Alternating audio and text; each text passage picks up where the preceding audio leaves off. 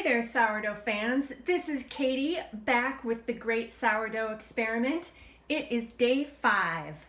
If you will recall, to recap from day 4, I had no rise in any of my samples yesterday, which was a great disappointment. So I decided to feed the whole wheat sample and the rye sample because they had previously seemed like maybe they were getting some yeast growth.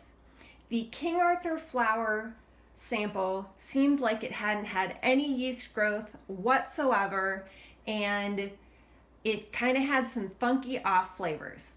So what I did yesterday was I didn't feed the King Arthur flour at all. I just stirred it up to try to redistribute some of the microbes in there just to see what happened. I fed the whole wheat and the rye flour with just flour and water just to see what they would do. No growth.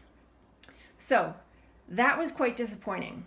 What I ultimately decided to do was abandon my teff flour sample. It was starting to do some interesting things. It was smelling kind of different, but ultimately what we're trying to do here is get yeast growth as fast as possible because the coronavirus has caused everybody to hoard all of the yeast from the grocery stores.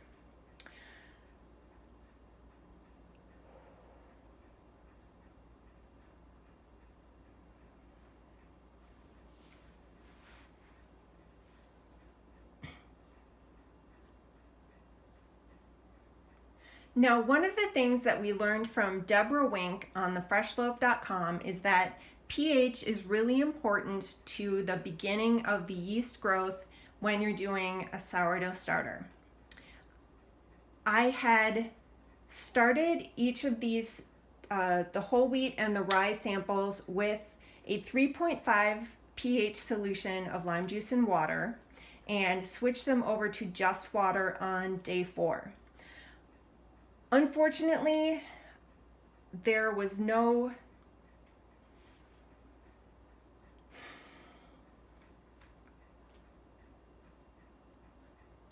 but since I got no yeast growth from after day 4, I got really disappointed. So what I decided to do is to split both the whole wheat and the rye into 2 different starters and have 2 different starters going from that.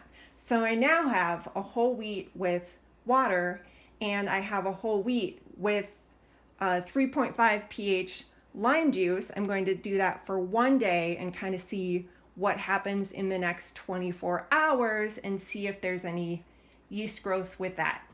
The same thing with the rye starter. I have water in this one and the rye starter with 3.5 pH lime water solution in this one. I'm going to keep track of these over the next 12 hours and the next 24 hours to see whether we have any yeast growth, whether there's any tartness, any tanginess, smells coming off of these, and I don't know. This is all an experiment. It was supposed to be scientific initially, but I'm just trying to get yeast growth as fast as possible so that we can get some sourdough bread. So I will keep you updated, and let's continue experimenting.